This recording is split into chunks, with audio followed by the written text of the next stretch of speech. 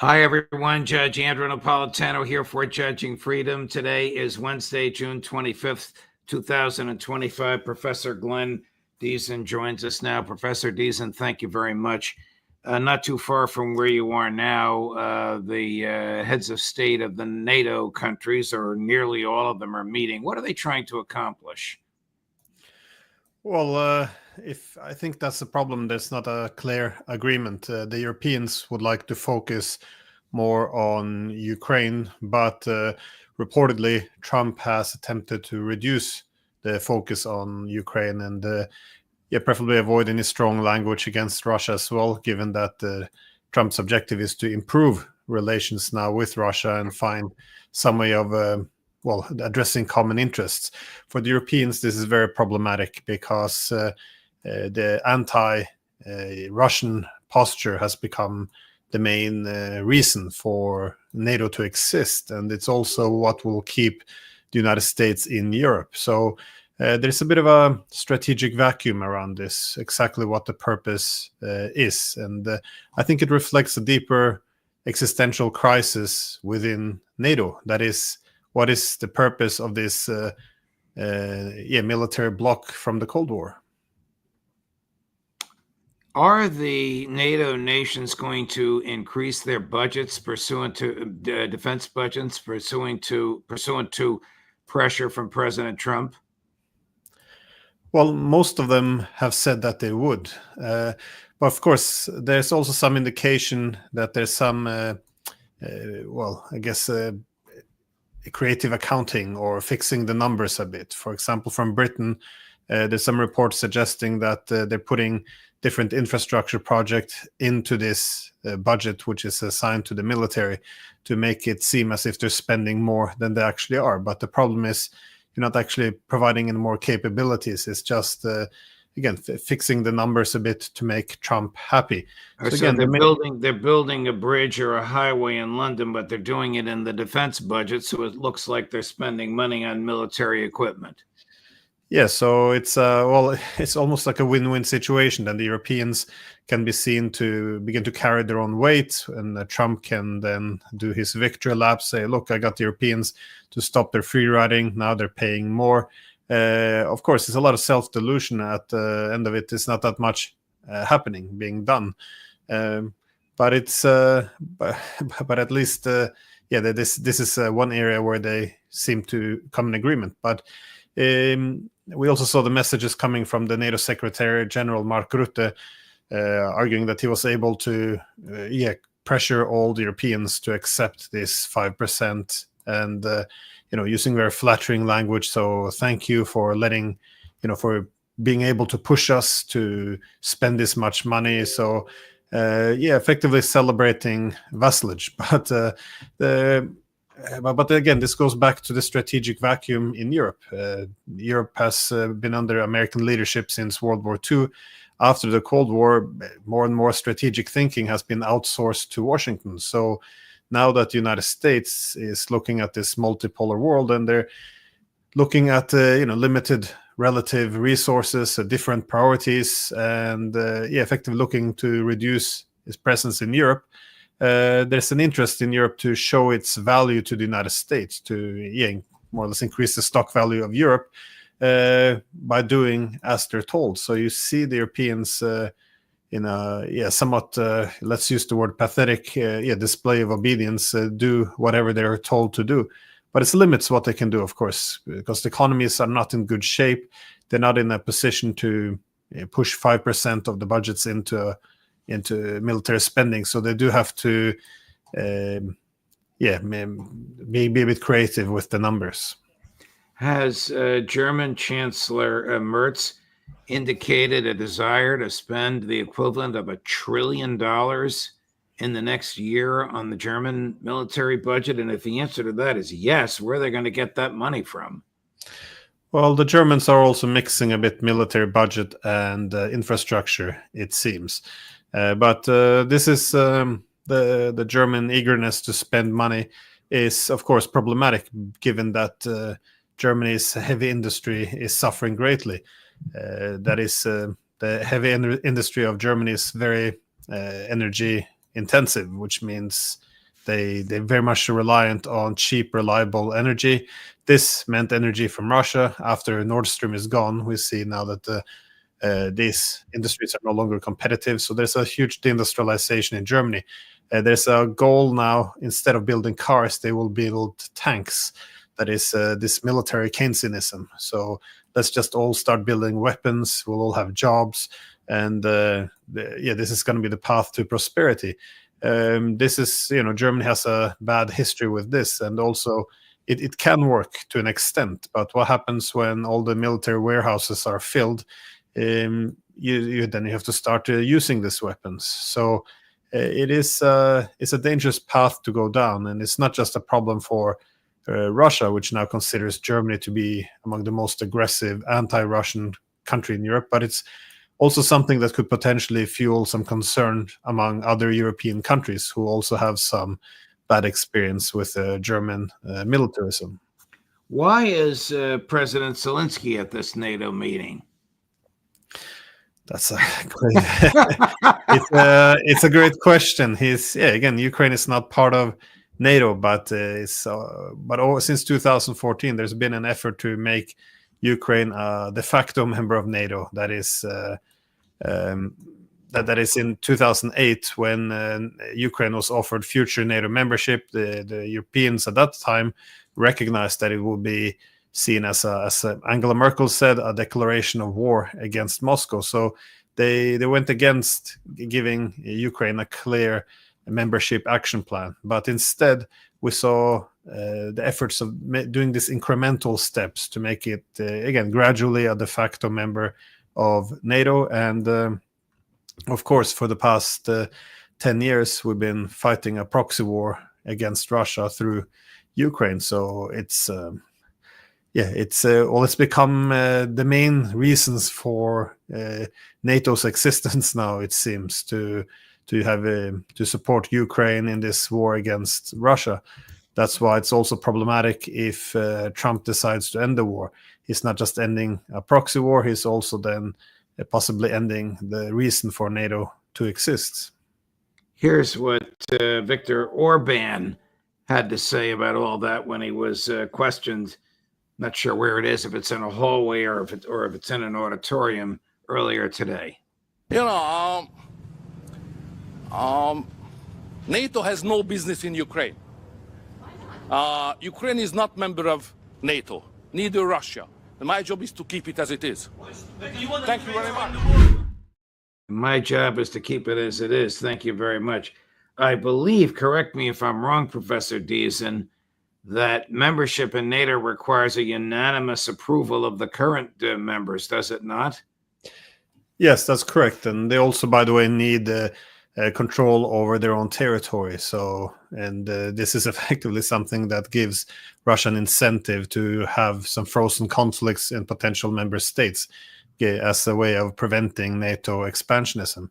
But the sentiments of Orban is also shared by others, such as Slovakia, which is a question about the direction of NATO, because when they joined NATO after the Cold War, they wanted to join what they saw NATO having been through the Cold War. That is, it was a status quo power focused on collective defense, again, a defensive alliance.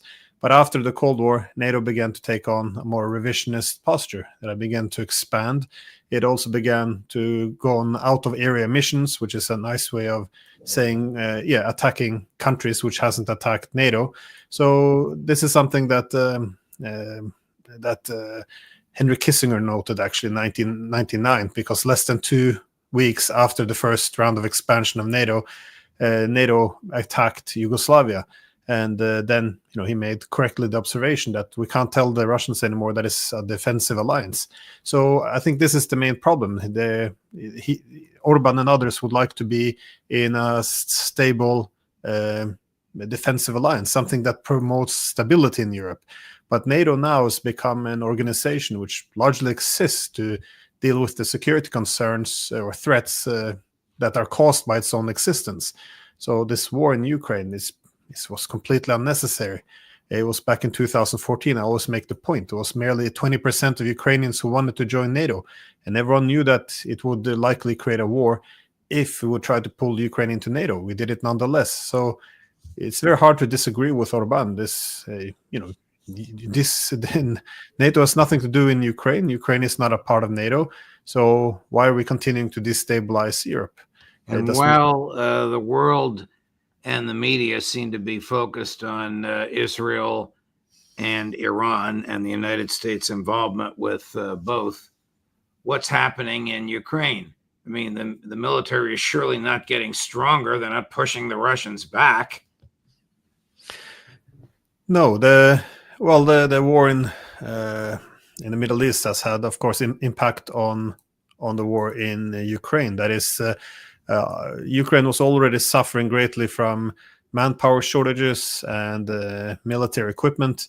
And what we saw now, given that the Israelis were running out of ammunition, especially interceptive missiles for their air defenses, a lot of the weapons were redirected to Israel. Some was even pulled out of Ukraine. So all the problems Ukraine had has been made so much worse. This is something now that Zelensky is beginning to recognize openly as well, that there's a huge struggle or problem now with the air defenses of Ukraine, which means that the drones and missiles of Russia more or less unimpeded now, and most of them seem to be reaching their targets, which is causing even more destruction. So if you look across the front line, Russia is moving forward all across the front line, and its territorial gains is only intensifying. And this is something you can expect towards the end of a war of attrition. That is when one side has been completely exhausted, it can't hold its defenses anymore. This is when it's an opportune moment to make territorial advances, because you won't pay the same price in blood and military equipment. So things are falling apart very, very quickly in Ukraine, especially if you look at big cities like Pokrovsk or Kostanivka. They are now almost semi-encircled, and things are just going from bad to worse, and the Ukrainians don't seem able to stabilize the front line. So if you think you're going to be in a worse position tomorrow than you are today, you would want to negotiate. But still, the Europeans and Zelensky do not seem ready to start negotiations. How much longer can Ukraine last? I mean, Putin seems to be pushing closer and closer to Kyiv. Yeah, no, and if Sumy city would fall as well, and they're moving that direction, they would have a open path towards Kiev, and this is part of the problem. And there was an interesting remark by Putin at the St. Petersburg International Economic Forum, where he made the point that, Russians and Ukrainians are all the same people, so more or less all of Ukraine is ours. He hadn't used this kind of language before, so you can see that they're starting to prepare the narrative, if you will, for larger demands in a political settlement. And it's largely because they feel that they're not getting anywhere in negotiations with the Ukrainians, and for this reason, they're looking for just a victory on the battlefield, essentially. So if they can't get their 4 regions of Donetsk, Lugansk, Zaporozhye, and Kherson, then they will expand and take a few more regions. And so you see already that the language is becoming a bit more aggressive from the Russian side. You also see that as all eyes were on Israel and Iran, the Russians began to pound Ukraine a bit harder as well. And I think we're entering a increasingly uglier stage of the Ukraine war, as we often in wars of attrition. In the last stages, the casualty rates by the losing side intensifies dramatically. Here's what Russian Foreign Minister Sergei Lavrov said about this yesterday, which is precisely the argument you've just articulated, Professor. Chris, cut number 1. The fiasco of Western strategy and tactics is obvious, but Europe is still trying to inflict maximum damage on Russia, or as they say, to contain Russia. But now, however, they say not to contain Russia, but to defeat it, otherwise it will destroy Europe in 3 to 4 years. The position of the UN Secretary-General Mr. Guterres, a citizen of Portugal, a member state of the European Union and NATO, is very regrettable.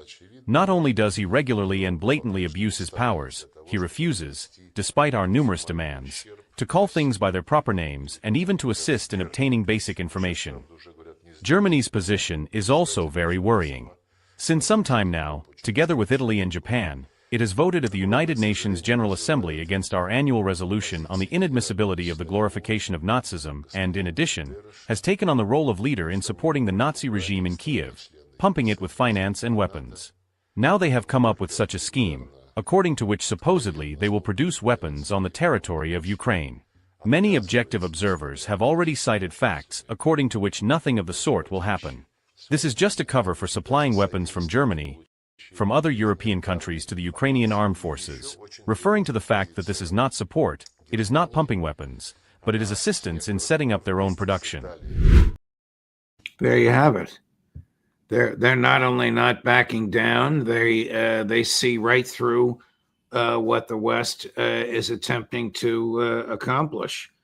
I mean, the question I would ask, I don't think you have an answer for it, is how much longer will American aid continue? You've already told us that once American aid stops or dwindles down to nothing, the Europeans are not in a position to compensate for it. Do you still feel that way? No, definitely. Well, if we couldn't defeat the Russians with the Americans, there's no chance of defeating Russia without the Americans. And but I agree with Lavrov. Because this is largely a war. The war in Ukraine is about, to a large extent, redefining the boundaries of what's acceptable in a proxy war. Now, obviously, if the Germans begin to launch their terrorist missiles into Moscow, the Russians will see this as a direct attack yet again by Germany against Russia, and they will then retaliate against the Germans. It's an ideal target, by the way, to retaliate against. But if the Germans say, well, they made it themselves in Ukraine, then it's okay. It's a way of some plausible deniability to reduce the chances of a direct Russian retaliation. But no one's really buying this, because if there's any large-scale production in Ukraine, the Russians can see it and they can destroy it, as we've seen. Right. It's becoming increasingly easy as well without Ukrainian air defenses. How much longer do you think Ukraine can last? It's hard to say. I thought they would. They have outperformed what I had expected. They do fight on even after more or less everyone recognizes that the war has been lost. So it all depends to what extent they're able to mobilize new men, the weaponry they can get from the West. So it's hard to say, but you do see gradually now that the intensity of Russia's march forward increases, and as it's marching faster forward, there's this cascading effect. Now you see the Russians being able to surround larger groups of Ukrainian soldiers just south of Konstanivka. Now you have what seems to be a few thousand Ukrainian soldiers captured in a large cauldron. And you see more and more this happening. As the faster the Russians can move forward, the more troops they can encircle, the more communication they can disrupt, and they're being able to take out more of the drones of the Ukrainians. And this was really the one strength the Ukrainians had, which was the drone warfare. Now this is starting to fall a bit apart as well. So once one thing falls apart, the rest do as well. So there's not that much Ukraine can do now. Again, they're mobilizing, but the more aggressive they are with the forced mobilization, the more societal disruptions and anger among the population increases. So you do see that there's a limit to everything it can do. We should really take this into account in Europe, because you get the sense that for us, there's no cost of fighting Russia, because we're fighting with Ukrainians, and it's not our soldiers dying. If there were our soldiers, we would be at the negotiation table. But the Ukrainians are also now increasingly expressing dissatisfaction, even higher pro-Western officials recognizing that the Europeans are just willing to dispense of all Ukrainians if they can buy some time for Europe, and also to use Ukrainians to bleed Russia. So I think we're reaching a breaking point now. But again, they can hold on for several more months, possibly. Switching gears, what is the EU and/or NATO attitude about Netanyahu's slaughter and genocide in Gaza?